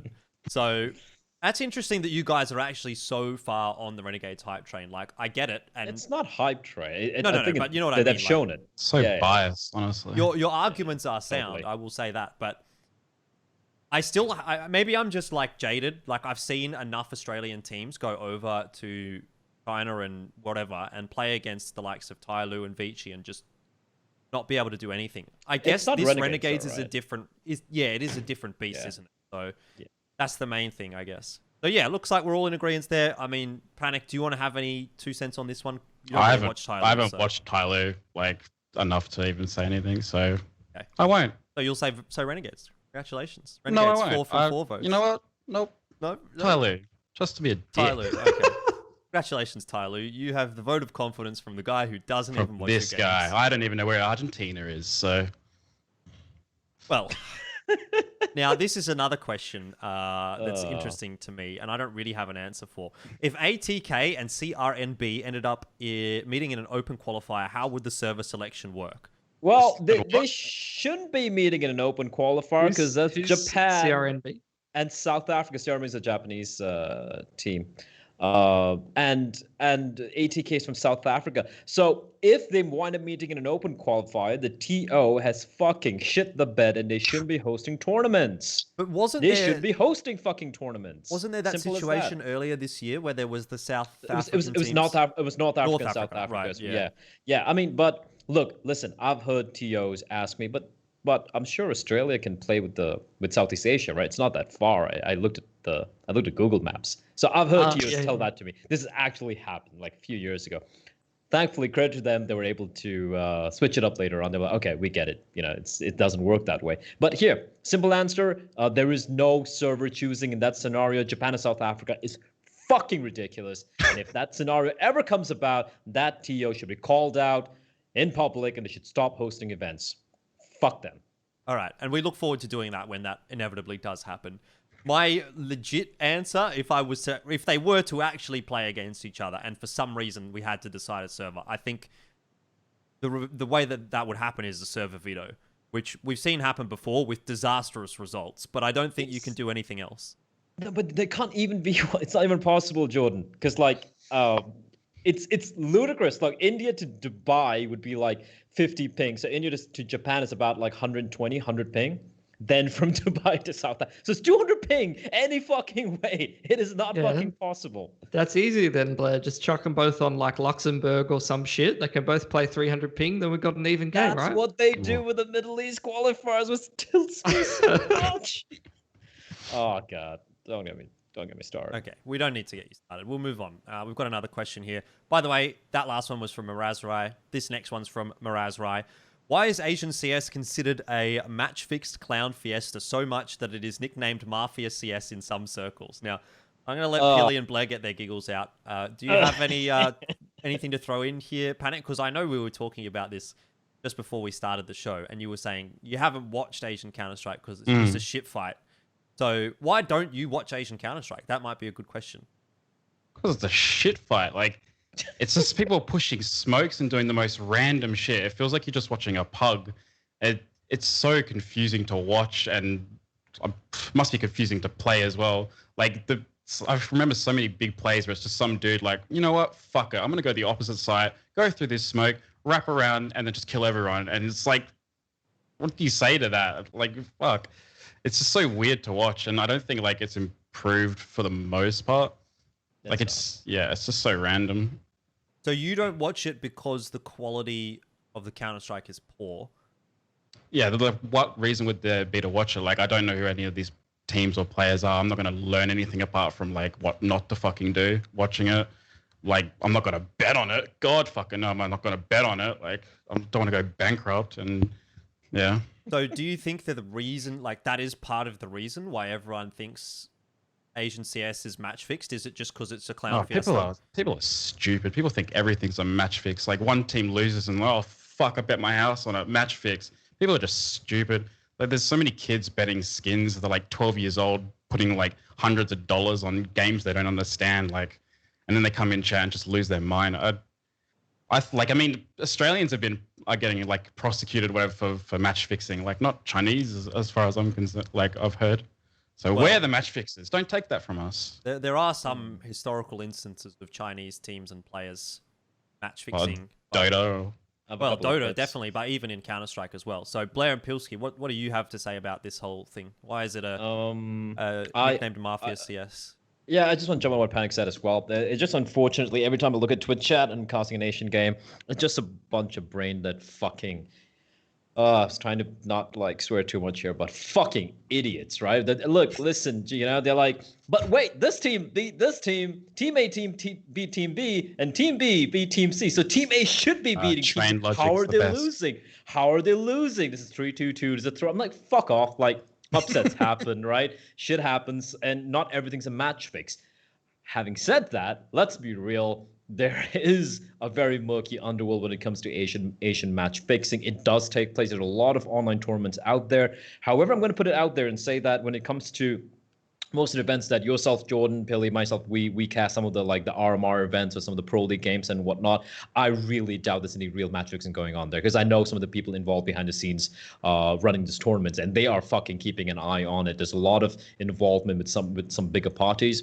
And yeah, you will find a couple of unknown teams who just came up, just kind of like a bug team, just who qualified for the event. Maybe they might go to some of the shenanigans, but I doubt some of the bigger teams are really involved. In these tournaments, I'm still going to say that there are a lot of these online cups which aren't featured on NHL TV, which some of them aren't even on Wikipedia, where these sort of shitty things do happen. And I know it for a fact, it does fucking happen.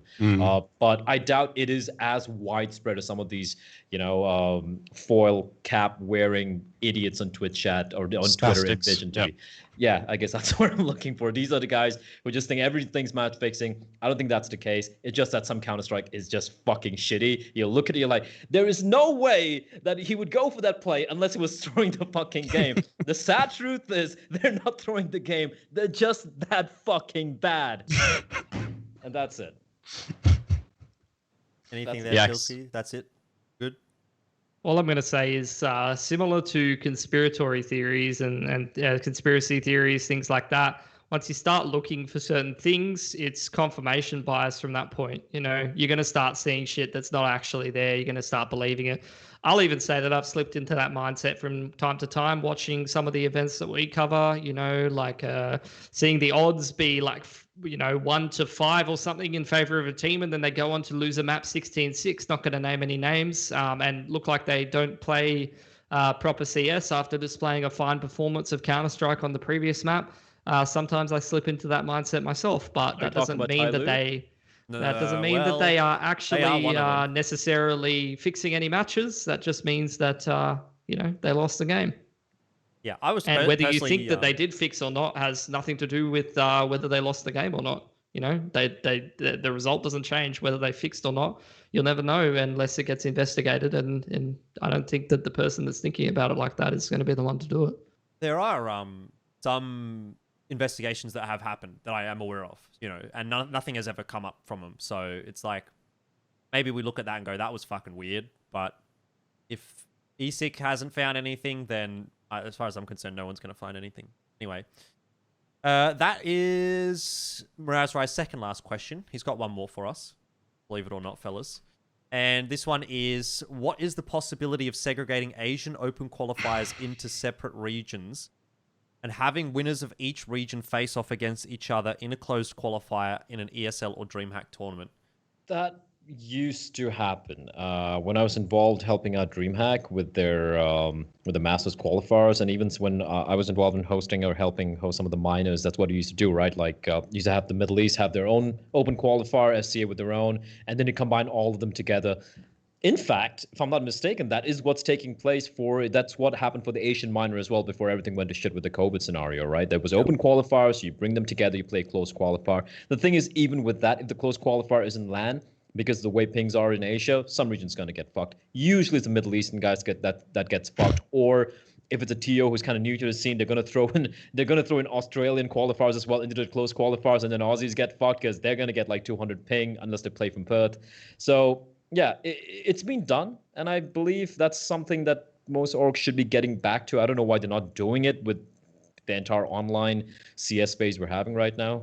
But yeah, I hope that answers that question. Oh yeah, there we go. Money. Honestly, Elfish, does it really take that much money? It's online, man, for fuck's sake. The servers aren't that expensive. Knowing how some of these tournament operators actually operate, if they can save $500 on whatever tournament it is, they're saving that $500. Like that's if why it's don't like get hired as well. Yeah, fucking assholes. Cunts. Hey, So, just butt in real quick. Rooster 2 went overtime with order. Rooster 2. Rooster 2. Yeah. Very nice. You're gonna have to jog my memory as to who's on that roster, Panic, because JTR, JHD, JD, Rackham, and Bibian. Oh, that's not a bad roster. Let's go female CS. It's not meant to be beating Is order. that a female? No, it's not meant to be beating CS order. team.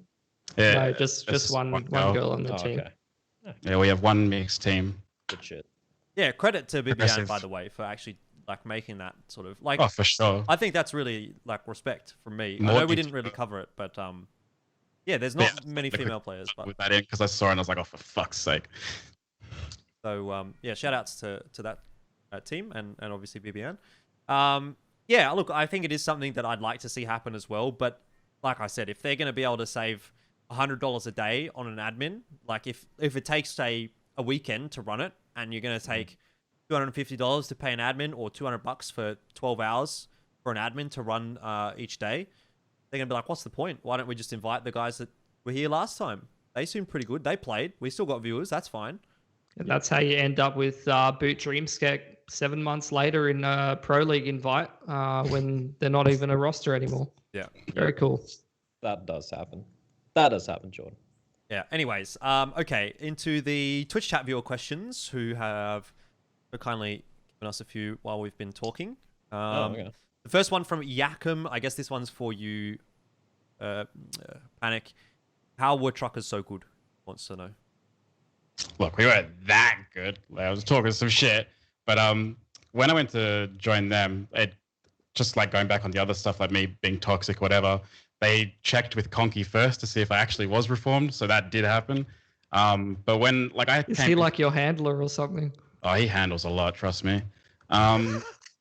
So I went into it thinking like it's going to be real puggy because they're all pretty puggy players, and they have like had a huge Google Doc of all these strats and all these maps. Like they had a lot, and I was like, oh fuck.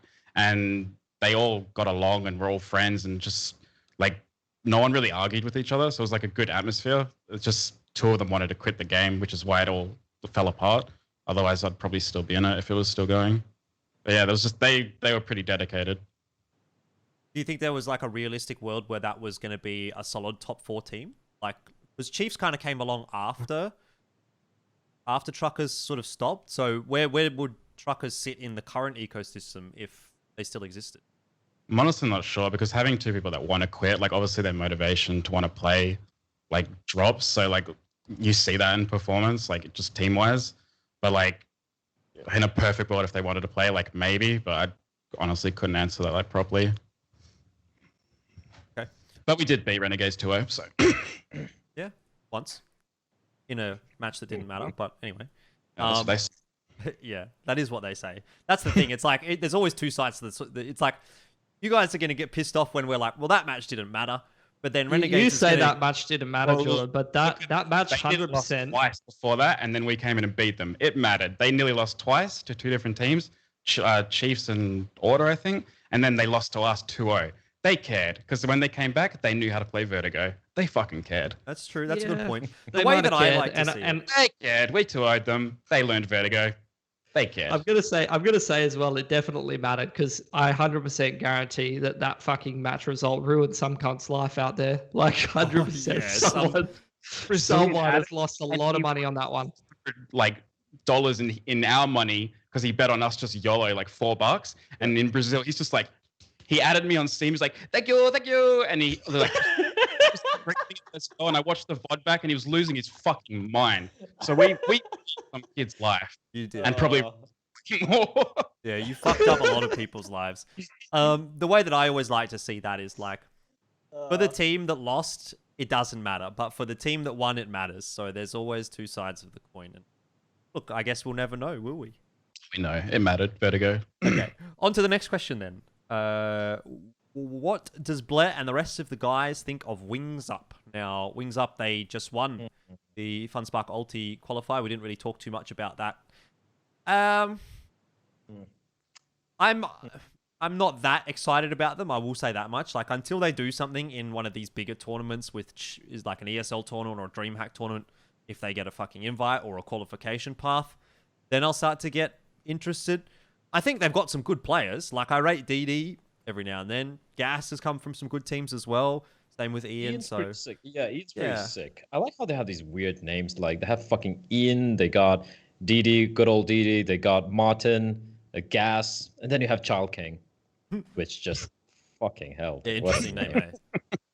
Child King and Dan King, that'd be fucking special, wouldn't it? Yeah, I'm not gonna rate them too much. They looked good. They beat Vici twice in 2 best of 3s. It's definitely impressive, considering this was a Vici who, at the same time, were playing the RMR event where they were beating Tyloo and Tiger as well. So I don't know. There could be a lot of factors. Maybe exhaustion. Maybe Vici paying a little bit more attention to the RMR events, rightfully so. So I'm gonna wait for a couple more events, and then we'll get back to them later on. Yeah, all I think of it when I see Child King is like some fucked up post-apocalyptic situation where like there's like an 18-year-old or 19-year-old guy, all the middle-aged people have died or turned into zombies or some shit, and he's just coming out in like tattered clothes, and he's got a bunch of like 8 and 9-year-olds that he's just gonna send at you. That's what I think of when I think Child King. It's like Lord of the Flies, that book, but the leader is called Child King. Yeah, depressing story that. Anyway. Yeah, look, I hope this team succeeds so I can see DD's sick dreadlocks at LAN. He is a very stylish man. Yeah. It's the kind of team that I'd like to see more of. I'll just say that much. You know, like I haven't watched them very much, but I think they're a team that could be pretty interesting to keep an eye on. And same for teams like, I don't know, it's sort of where Invictus was like 6 to 12 months ago, where they were there, but we weren't really seeing much of them. So maybe we'll see a bit more of them coming into 2021. Don't know if you guys can hear some squeaking in the background, but my dog's going nuts. So, now I can. Yeah. Yep. Yeah. Sounds like a bird, not a dog. Yeah, he's very, very quiet. Anyway, he'll be fine. Final question then is also from Cade. And what do we think of Coolest on Tiger? I assume that's how you pronounce his name. Coolest, I haven't actually seen him playing before, to be honest with you guys. He was in Marzalai, but then it's really hard to gauge how we would play at Marzalai, considering Marzalai were garbage. Last time I saw them, they played PAL. They didn't even make top 8 in one of the easiest group stages possible. So I feel bad for Cabal. And if Dobu and Cabal are going to remain back or remain behind the Tiger lineup, I feel like with UrCast going, look, there's no one in the entirety of Mongolia who's going to fill those shoes. UrCast is UrCast. Like, he stands in his own league. So Coolest has got a lot to prove here, but I feel like Tiger as a team, I feel they peaked, right? I feel that's also why UrCast might be leaving this team, where he's like, yeah, we're not going to go any further over here. So yeah, Coolest, good luck to you. It's a pretty cool name as well. But honestly, he's pretty young. That's pretty nice to know. But one thing we know from the Mongolian scene is there are a lot of very talented young players out there. D13, take Annihilation, take Score, Dobu, Cabal, this Coolest kid, boom, right there. This team could be suddenly sick, right? So I don't know about him in particular, but I'm just going to wait and see. I think that's a safe bet to take here. Yeah, I agree. I don't really have too much more to add to that. Pilsy, I assume you're pretty much on the same train of thought. So that might be a good place to end the show. It's been a pretty interesting one. It's been great having you on, Panic. Some interesting opinions. And hopefully we'll get to see you playing some Counter-Strike again in the future. Or maybe we'll do a Valorant podcast one day and you'll be a top Valorant pro. We don't know. Let's start with Pilsky for the final shout-outs, though, and the final thoughts. I don't know. Yeah, hire me for some events. I have to go do some StarCraft casting over the weekend. I mean, when I say have to, I've chosen to go cast some StarCraft. So there you go. Yeah, I'd like to be casting Counter-Strike. Please hire me. I need to eat. Yeah, that was a fun one. I like doing live shows. We should probably keep continuing on this. I think shout out to viewers as well. Everyone tuning in with all the memes and all of that. As usual, I kind of realized that me calling TOs cunts by telling them to hire us, I don't think it's a viable strategy, Jordan. So I'm going to switch it up. So hire us, you shit cunts. All right, maybe, yeah, give him that. I rate that. It hasn't worked for me, but I rate it. Hey, that's how you get a job in Australia, I heard. That's what my grandpa used to say. He used to say, oh, you just roll up into the place and you ask to see the boss and you say, hi, me, you can't. How you end up looking like this, a fucking mess. Yeah, you have to work for your money, Panic. Tell us where you work for your money so all the viewers can go and watch your stream. OnlyFans, top 2% creator, dick pics daily. Call now, send you some toenails. Awesome. All right. Well, make sure to follow these boys on Twitter. They're all down there, as you can see. You can follow me on Twitter. You can subscribe on... Well, you can subscribe on Twitch if you're really interested. But you can subscribe on YouTube. That would be very much appreciated. That's what I'm trying to grow. If you're watching this on YouTube, come over to twitch.tv/Elfishguy. That's where we're live streaming this every time now. If you're watching this on Twitch, go over to YouTube and go and watch on YouTube. It'd be great. Also, by the way, if you want to give me money, it's patreon.com/Elfishguy. That is the end of Geographically Challenged episode 19. Really appreciate you all and all the support you've been giving over the last couple of months. So hope to see you again for episode 20. Wasting time.